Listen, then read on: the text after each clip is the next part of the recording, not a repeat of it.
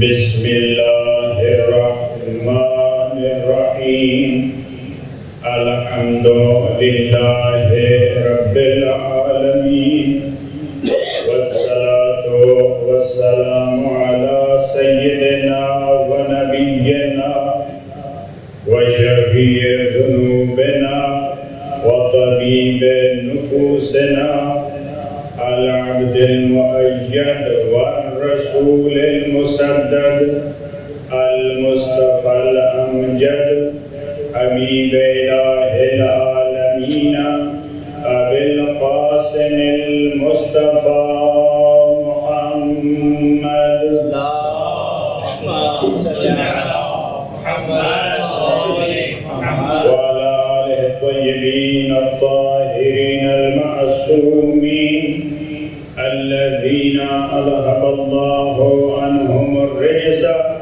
وطهرهم تطهيرا.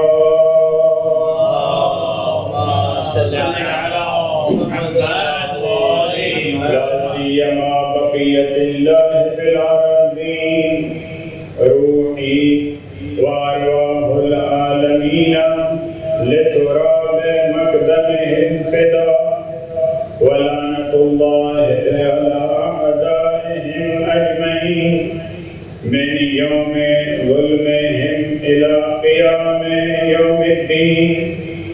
أما بعد فقد قال الله تبارك وتعالى في كلامه أعوذ بالله من الشيطان الرجيم بسم الله الرحمن الرحيم قالت الأعراب آمنا قل لم تؤمنوا ولكن قولوا أسلمنا ولما يدخل الإيمان في قلوبكم. اللهم صل على محمد وآل محمد. پروردگار عالم آپ تمام مومنین کا اپنے کاموں کو چھوڑ کر مصروفیات کو چھوڑ کر یہاں پہ آیا اپنی بارگاہ میں قبول فرمائے. مقدس ایام اور مقدس مہینہ رجب کا مہینہ امیر المومنین کا مہینہ شعبان المعظم کا مہینہ سرور کائنات کا مہینہ اور ماہ رمضان اللہ کا مہینہ ہے. ترتیب بہت سارے ممالک میں کسی میں سال کی ابتدا ہجری سال سے ہوتی ہے, کہیں پہ عیسوی اور میلادی سے ہوتی ہے, کسی ملک میں شمسی سال سے اس کے سال کا آغاز ہوتا ہے. لیکن بعض علماء کا یہ کہنا ہے کہ انسان کی تربیت کے سال کا آغاز وہ ماہ رمضان سے ہوتا ہے. انسان کی تربیت کا سال اس کی ابتدا ماہ رمضان ہے, لیکن ماہ رمضان سے آغاز نہیں کرنا, اس کا آغاز رجب سے ہے. مفاتیح الجنان اٹھا کے دیکھیں, اب اسلامی دعائیں سارے مہینوں کی, ماہ رمضان کی ہیں, شوال کی ہیں, اسی طرح ہر مہینے کی اپنے دعائیں ہیں, اعمال ہیں, لیکن جہاں سے سٹارٹ ہو رہا ہے وہ رجب کے اعمال سے ہے, رجب کی دعاؤں سے ہے. اس کی وجہ کیا ہے؟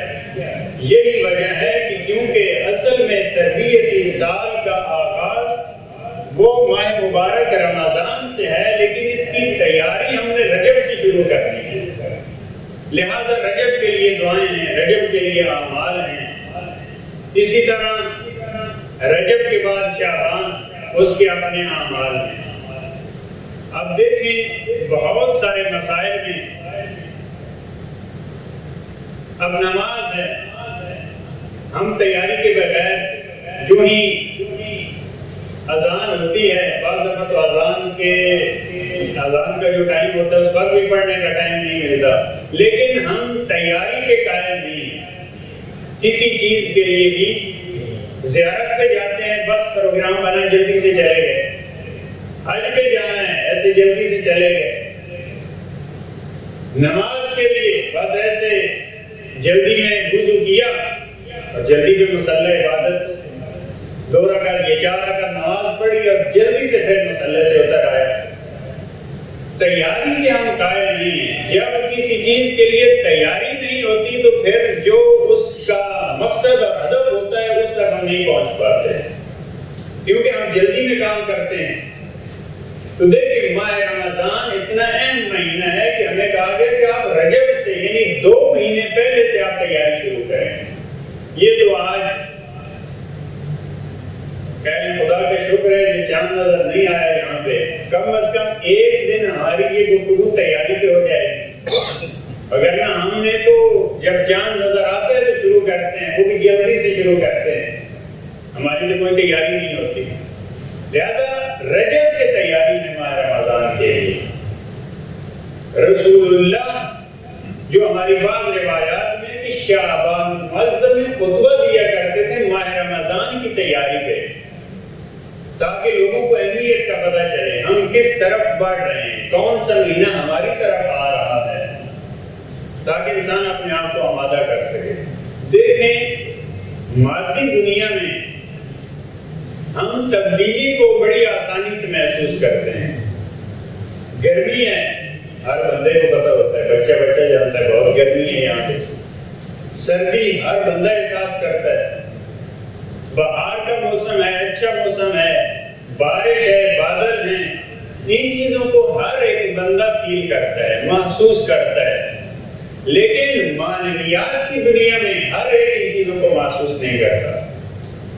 گرمی کو تو ہم محسوس کرتے ہیں، سردی کو ہم بڑی آسانی سے پتہ چلتا ہے ہمیں سردی ہے، لیکن دنوں کا فرق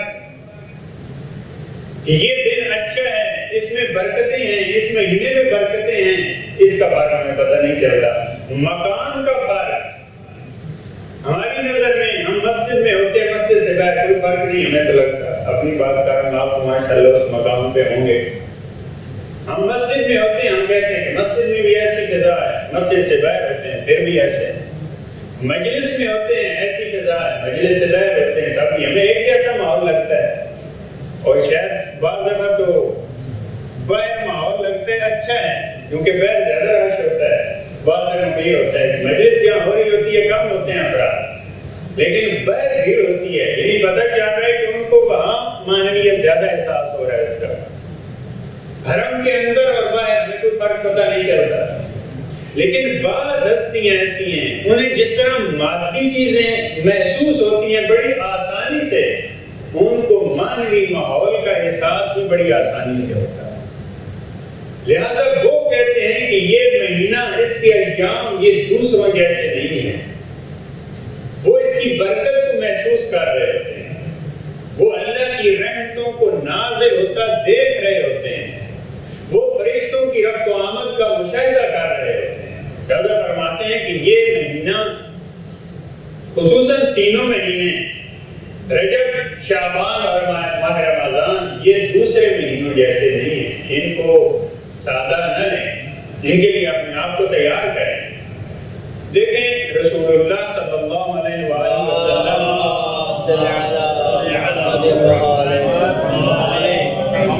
نے جو خطبہ دیا بہت ہی خوبصورت الفاظ، معاشرے کو تیار کر رہے ہیں ماہ رمضان کے لیے۔ فرمایا ایھا الناس قد اقبل الیکم شہر اللہ، اے لوگوں تمہاری طرف اللہ کا مہینہ بڑھ رہا ہے۔ اقبل الیکم زیادہ تر لوگوں کے لیے استعمال ہوتا ہے، انسان کے لیے استعمال ہوتا ہے، وہ بڑھ رہا ہے تمہاری طرف۔ یہ تو زمانہ ہے، سورج چاند کی حرکت سے راتیں آتی ہیں، دن آتے ہیں، یہ تبدیلی رونما ہوتی ہے، لیکن اس کو رسول اللہ فرما رہے ہیں تمہاری طرف بڑھ رہا ہے۔ اب دیکھیں جو ماہ رمضان کی الوداع کی دعائیں، اس میں بھی امام سجاد علیہ السلام سے ایسے پتہ چلتا ہے کسی خاص شخصیت، کسی انسان، کسی فرشتے کو مخاطب ہیں۔ اے اللہ کے مہینے تم ایسے تھے، اے اللہ کے مہینے تم ایسے تھے، یعنی باقاعدہ جس طرح ایک کسی شخصیت سے انسان مخاطب ہوتا ہے، معصومین علیہ السلام گفتگو کرتے تھے ماہ رمضان سے. لہذا فرمایا اللہ کا مہینہ تمہاری طرف. پورے ماہ رمضان کی شرافت اور فضیلت اسی میں ہے کہ اس کی نسبت اللہ کے ساتھ ہے. دیکھیں اس کے علاوہ سارے مہینے اللہ کے ہیں, سارے مہینے اللہ کے مہینے ہیں, بے شک, لیکن ماہ رمضان کو خاص یہ اعزاز حاصل ہے مہینوں میں, اس کو کہا گیا شہر اللہ. دیکھیں سال میں یہ 3 مہینے کیوں افضل ہیں؟ ان کی فضیلت بھی ان کی نسبت کی وجہ سے ہے. رجب کی فضیلت اس وجہ سے اس کی نسبت مولا کائنات سے ہے. جی جی. شعبان کی فضیلت اس وجہ سے ہے وہ رسول اللہ سے نسبت ہے. ماہ رمضان کی فضیلت اور سب سے بھاری اور بڑی فضیلت اس وجہ سے ہے وہ اللہ سے مربوط ہے, اس کی نسبت خدا سے ہے. فرمایا اللہ کا مہینہ تمہاری طرف بڑھ رہا ہے. بے شک. قد اقبل الیکم شہر اللہ. کیسے بڑھ رہا ہے؟ یہ مہینہ ایسے نہیں آ رہا, بالبرکت والرحمت والمغفرہ, یہ برکتیں لے کے آ رہا ہے. یہ مہینہ برکتوں کا پیغام ہے, اس میں برکت ہی برکت ہے. دیکھیں اس کی برکت کیسے ہے. برکت کا سادہ سا معنی, تھوڑا ہوتے ہوئے کوئی چیز زیادہ ہو جائے اسے برکت کہتے ہیں. تھوڑا ہوتے ہوئے, بھائی آپ نے نیاز 1 دیگ بنائی ہے, لیکن اتنے افراد کھا چکے ہیں ختم ہی نہیں ہو رہے. فرض کریں 1000 افراد نے کھانا کھا لیا لیکن ختم نہیں ہو رہے. لنگر کی مثالیں دے رہا ہوں کیونکہ ہمیں سمجھ زیادہ آتی ہے. اس کو کہتے ہیں برکت تھوڑی تھی لیکن بہت افراد. جو صحابی کا واقعہ آپ کے سامنے ہے جنگ خندق کے بعد, تو بڑی خصوصی دعوت دی کہ رسول اللہ آپ تشریف لائیے. آپ نے فرمایا سارے صحابہ آؤ. جابر کیا دعوت ہے؟ ظاہراً جابر ہے کہ دعوت ہے اس کے یہاں. بڑا پریشان ہوا کہ ہم نے تو ایک بندے کو کہا تھا رسول اللہ نے سب صحابہ کو دعوت کریں گے, کیا کریں؟ لیکن سارے کھا کے آئے پھر بھی کھانا باقی. تھوڑی ہوتے ہوئے جو چیز زیادہ ہو جائے ختم نہ ہو سے کہتے ہیں یہ برکت ہے. اس میں ماہ رمضان برکت والا مہینہ آ رہا ہے ہماری طرف. سبحان. کیسے اس کی برکت ہے؟ آپ ایک آیت پڑھیں قرآن کا ثواب ہے. یہ برکت ہے. ایک آیت آپ نے پڑھی ہے, ابھی دیکھیں آپ نے پورا قرآن پڑھنا ہے تب آپ کو قرآن کا ثواب ملے گا. وہاں آپ ایک آیت پڑھیں گے 6000 سے ابو آیات کا آپ کو ثواب ملے گا. یہ برکت ہے. یعنی تھوڑی ہوتے ہوئے چیز زیادہ ہو گئی. اس سے بڑی برکت کیا ہوگی؟ آپ ابھی اللہ اکبر الحمدللہ سبحان اللہ ابھی آپ تسبیح ہاتھ میں لے کر پڑھتے ہیں تو آپ کو ثواب ملتا ہے. جب یہ مہینہ آئے گا, جب اس کا چاند نظر ہوگا, پھر یہ تسبیح پڑھنے کی ضرورت نہیں, تمہارا سانس لینا عبادت شمار ہوگا. پھر تمہیں اللہ اکبر ابھی شعبان میں, رجب میں یا شوال میں آپ اللہ اکبر کریں گے تو اس کا ثواب ملے گا. ماہ رمضان میں آپ سانس لیں گے تو اللہ اکبر کا ثواب ملے گا. بعض نے یہ کہا ہے, مجھے صحیح اس کا یقین نہیں, انسان ایک دن میں 21000 سے 23000 مرتبہ سانس لیتا ہے. جو انسان سانس لیتا ہے, رسول اللہ نے فرمایا انفاسکم فیہ تسبیح, تمہارا سانس لینا یہ تسبیح پروردگار ہے. یہ تسبیح ہے. وَنَوْمُكُمْ فِيهِ عِبَادَةٌ, تمہارا سونا عبادت ہے. اب اس سے بڑی برکت اور ہوگی. سونا عبادت ہے. اب دیکھیں بعض افراد وہ ماہ رمضان کے علاوہ ان کا سونا پھر بھی عبادت ہوتا ہے. ہمیں پیکیجز بہت دیے گئے ہیں لیکن عمل کی مشکل ہوتی ہے. کہا کہ آپ اگر وضو کر کے سو جائیں تو آپ کا سونا عبادت ہے. ہے روایات میں. تو ماہ رمضان میں اگر انسان روزے سے سو جاتا ہے تب بھی اس کی عبادت ہے. روزے سے اگر سانس لے رہا ہے تو اس کی سانسیں عبادت ہے. یہ اس مہینے کی برکت ہے. اس مہینے کی برکت سے فقراء کو بھی ملتا ہے. اس مہینے کی برکت سے جو کبھی بھوکے نہیں رہتے ان کو بھوکوں کا احساس ہوتا ہے. دیکھیں بہت سارے افراد وہ بھوک برداشت نہیں کرتے، لیکن اس مہینے میں ان کو بھوک برداشت کرنا پڑتی ہے۔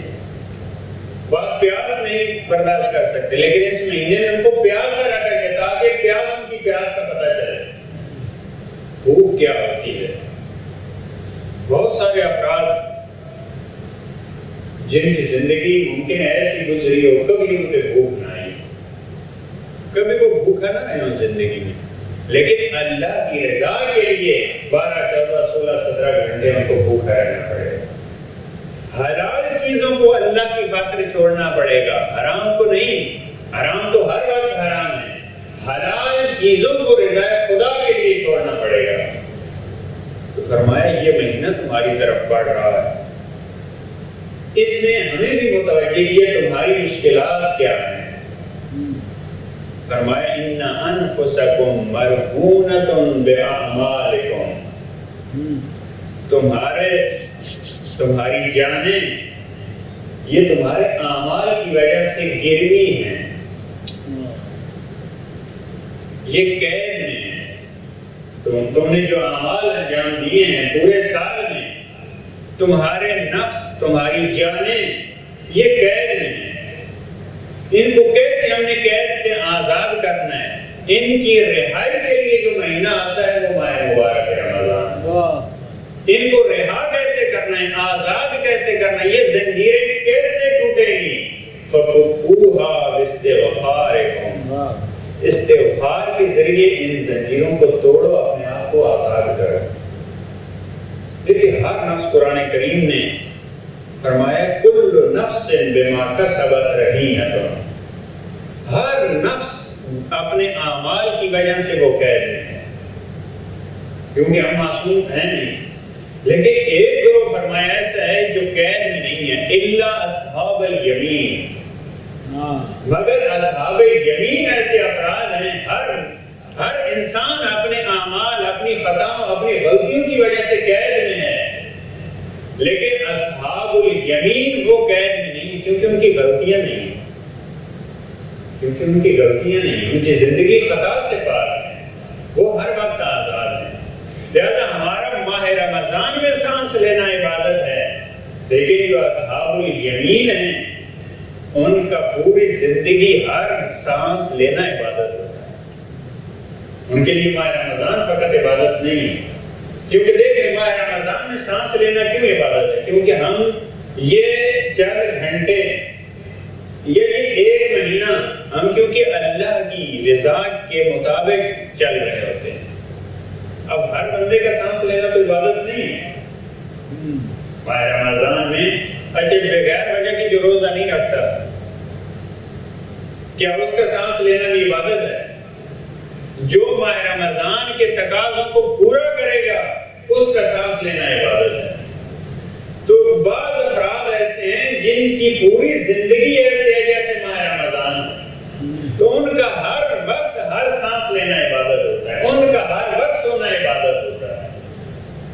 لہٰذا یہی وجہ ہے آپ، کیونکہ وہ آنکھ ادھر استعمال کرتے ہیں جہاں کا خدا چاہتا ہے، وہ کان کا وہاں پہ استعمال کرتے ہیں جہاں کا خدا چاہتا ہے، وہ ہاتھ کو وہاں استعمال کرتے ہیں جہاں کا خدا چاہتا ہے، وہ پاؤں سے وہاں چل کے جاتے ہیں جہاں خدا کا حکم ہوتا ہے۔ لہذا ان کی زبان لسان اللہ ہوتی ہے، ان کی آنکھ عین اللہ ہوتی ہے، ان کا ہاتھ ید اللہ ہوتا ہے، وہ خود ولی اللہ ہوتے ہیں۔ اس وجہ سے کیونکہ وہ فقط ماہ رمضان ان کے لیے نہیں، ہماری طرح کم از کم ماہ رمضان میں سمجھ جاتے ہیں۔ ہماری یہ ہوتی ہے کہ پورے سال میں اگر کچھ خطائیں غلطیاں ہو بھی جائیں تو ہماری کوشش ہوتی ہے ماہ رمضان اچھی طرح سے باعزت گزاریں، لیکن جو اصحاب الیمین ہیں، جو مومن واقعی ہیں، جو حقیقی مومن ہیں، ان کا ہر دن ماہ رمضان ہوتا ہے، ان کا ہر دن ماہ رمضان ہوتا ہے۔ لہذا فرمایا تمہاری جانیں قید میں ہیں، گروی ہیں تمہارے اعمال کی وجہ سے، فَفُقُوهَا بِاسْتِغْفَارِكُمْ، استغفار کے ذریعے اپنے آپ کو آزاد کرو۔ وَظُهُورُكُمْ ثَقِيلَةٌ بِأَوْزَارِكُمْ، تمہاری پشتیں گناہوں کی وجہ سے بھاری ہو چکی ہیں۔ فَخَفِّفُوا عَنْهَا بِطُولِ سُجُودِكُمْ، لمبے سجدے کر کے ماہ مبارک رمضان میں اپنی پشتوں کو گناہوں کے بوجھ سے ہلکا کرو. یہ رسول اللہ نے جو خطبہ دیا استقبال ماہ رمضان. لہٰذا اس کی ابھی سے ہمیں تیاری کرنی ہے. بہت عرصہ پہلے انشاءاللہ آپ نے تیاری شروع کی ہے، لیکن اپنے آپ کو آمادہ کرنا ہے کہ ہم اس ایسے مہینے میں داخل ہو رہے ہیں جس میں ہم اللہ کے مہمان ہیں. دو جگہ ایسی ہیں جہاں پہ جو میرے مطالعات میں گزرا ہے کہ انسان اللہ کا مہمان ہوتا ہے، ضیوف الرحمن. ایک حج کے ایام میں ایک ماہ مبارک رمضان، انسان وہاں بھی ضیوف الرحمن کے تحت ہوتا ہے، اللہ کا مہمان ہوتا ہے ماہ مبارک رمضان میں.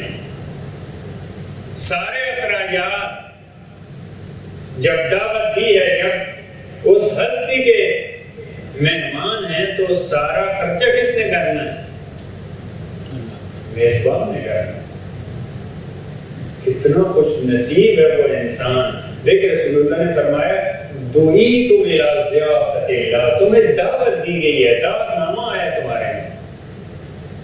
عام دعوت نامہ ہے کسی کے پروگرام کا تو ہم فوری جاتے ہیں کہ انہوں نے اگر زبانی کہا ہوتا، میسج کیا ہوتا تو، اور ابھی انہوں نے کارڈ بھیجا ہے، انہوں نے دعوت نامہ بھیجا ہے، اب جانا پڑے گا. جتنی مصروفیات ہوں اس کے باوجود ٹائم نکالتے ہیں.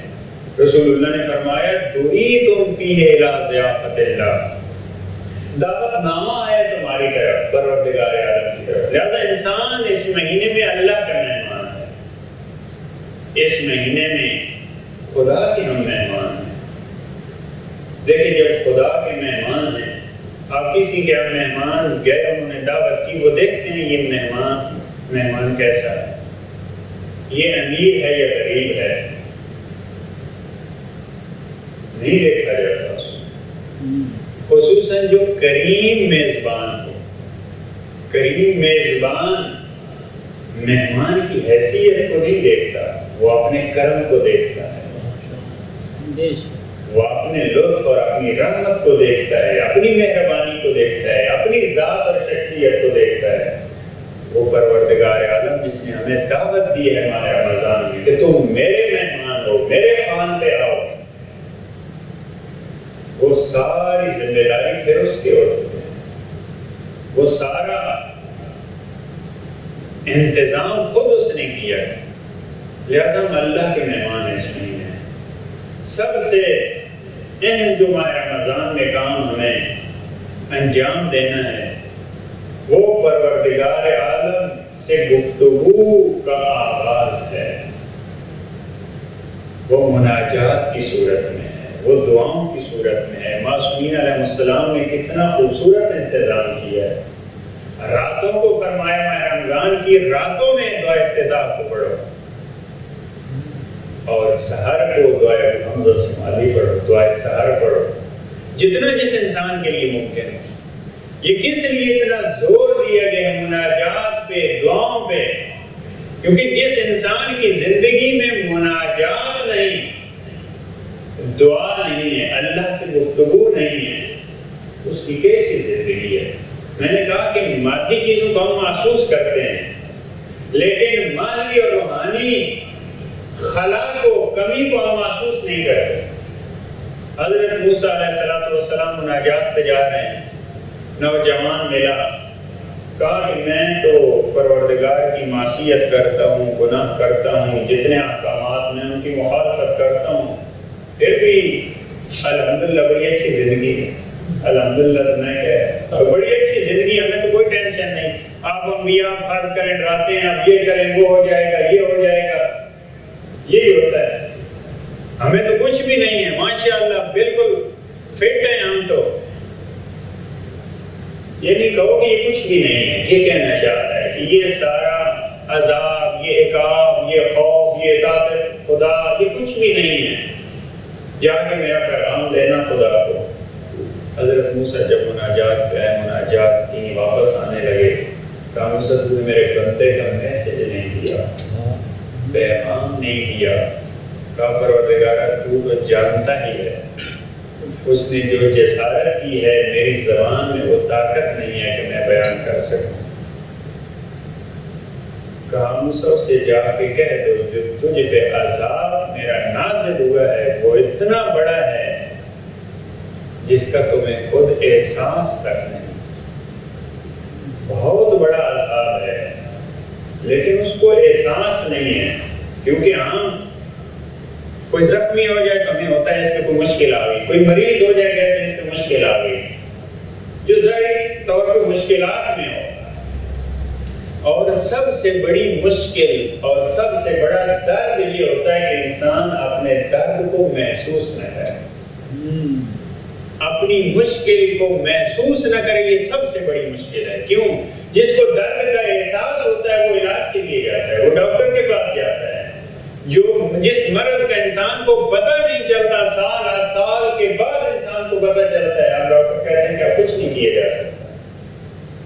سب سے بڑا درد یہ ہے، فرمایا ہم نے اس کو عذاب دیا ہے لیکن اس کو خبر نہیں ہے۔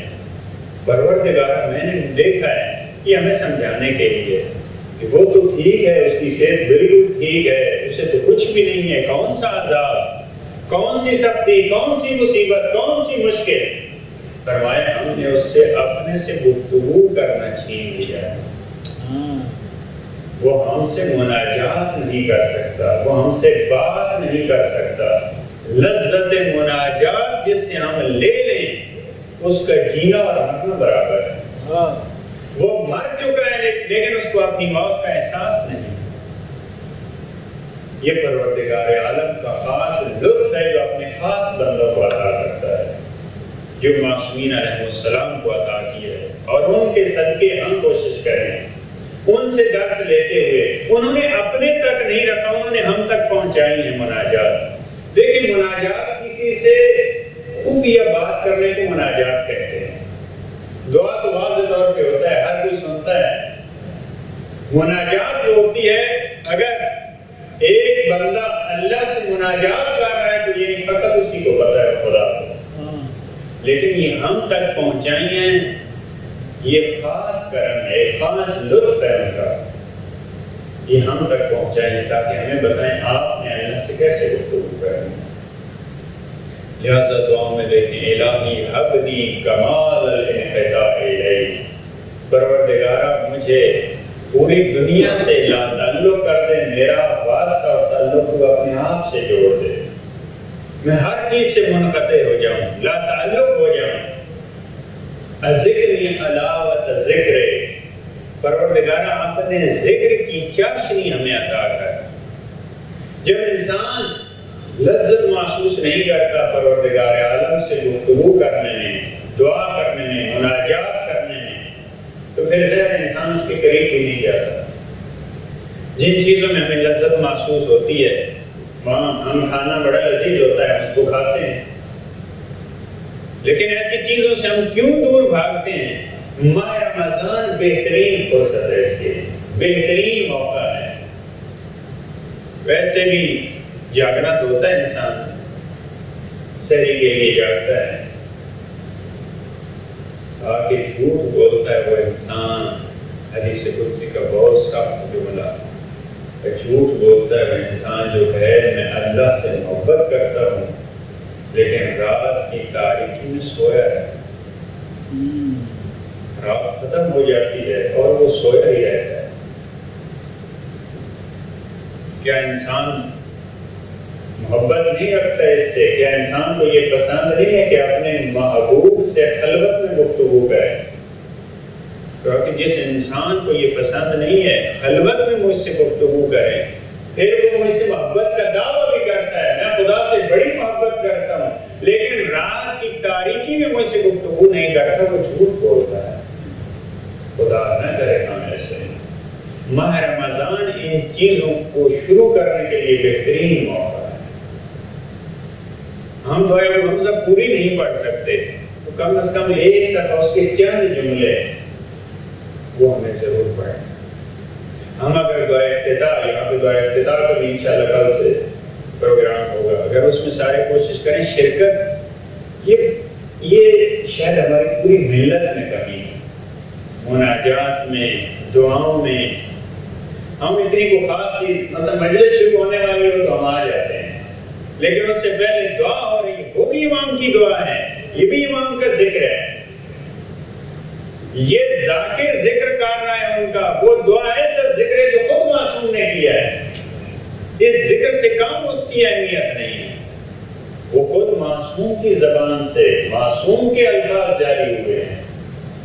لہذا بہت ہی خوبصورت موقع ہے اپنی اصلاح کا، کیونکہ پہلا دن ہے، زیادہ دیر اپنی سما تراشی نہیں کرنی۔ رسول اللہ خطبہ شعبان دے رہے ہیں تو مولا کائنات نے سوال کیا، یا رسول اللہ اس مہینے میں سب سے افضل عمل کون سا ہے؟ توجہ چاہوں گا، یا رسول اللہ اس مہینے میں سب سے افضل عمل کون ہے، کون سا ہے؟ فرمایا الورع عن محارم اللہ، اللہ کی نافرمانی سے بچ جانا، یہ سب سے بڑا، یہ سب سے عظیم عمل ہے۔ اب جو ہی نگاہ مولا کائنات نے سوال بھی کیا، نگاہ مولا کائنات پہ پڑی، فبکا رسول اللہ، رسول اللہ نے کریا شروع کیا۔ آج اتوار کا دن ہے، اس دن کی نسبت مولا کائنات سے ہے۔ ماہ رمضان کا مہینہ جس میں ہم داخل ہو رہے ہیں وہ بھی مولا کائنات سے بھی ایک حوالے سے منسوب ہے، کیونکہ مولا شہید ماہ رمضان ہیں۔ عرض کی یا رسول اللہ رو کیوں رہے ہیں، گریہ کیوں فرما رہے ہیں؟ فرمایا لما یستحل منک فی ھذا الشہر، اس مہینے میں جو تمہارے ساتھ ہوگا میں اس پہ گریہ کر رہا ہوں، اس مہینے میں جو تمہارے ساتھ ہوگا میں اس پہ رو رہا ہوں۔ فرمایا ناقۃ اللہ کو جس نے طے کیا تھا اسی کا بھائی ایک شقی انسان اس مہینے میں تیرے سر میں ایسی ضرب لگائے گا، تیری ریش مبارک و خون سے خضاب ہو جائے گی۔ یا رسول اللہ ابھی تو مولا کائنات صحیح اور سالم آپ کے سامنے تشریف فرما ہیں، آپ گریہ فرما رہے ہیں، ابھی تو ریش اقدس کے خون سے خضاب ہونے کا تذکرہ ہے، آپ گریہ فرما رہے ہیں۔ یا رسول اللہ اس وقت ان بیٹیوں کا کیا حال ہوگا، اجرکم اللہ، اس وقت ان بیٹیوں کا کیا حال ہوگا جو انتظار میں ہیں، بابا نماز کے بعد گھر تشریف فرما ہونے والے ہیں، لیکن دیکھا بابا اپنے قدموں پہ چل کے نہیں آئے، بابا کو اٹھایا ہے۔ کیا حالت ہوگی جناب زینب و جناب کلثوم کی جب دیکھا ریش اقدس خون سے خضاب ہے، گریہ شروع کیا۔ اب یہاں تاریخ میں جملہ ملتا ہے کہ مولا کائنات نے فرمایا حسن بیٹا جاؤ صحابہ سے کہو اپنے گھروں کو چلے جائیں۔ علماء فرماتے ہیں کیا وجہ ہے، کیوں مولا نے صحابہ کو فرمایا کہ تم گھروں کو چلے جاؤ؟ کہا کہ شاید یہ وجہ تھی مولا کی یہ حالت دیکھ کر جناب